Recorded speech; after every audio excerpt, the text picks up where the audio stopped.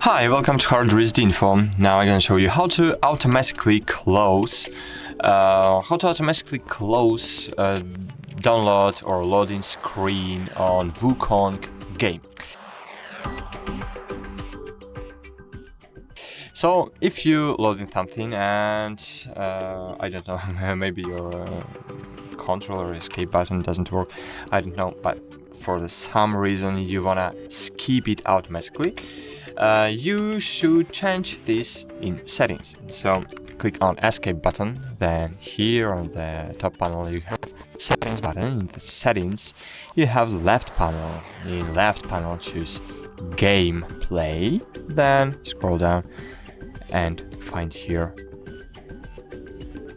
wait a while, and find here auto close loading screen.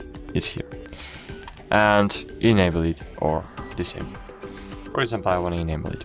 That's it. Thanks for watching. Like this video and bye. See you.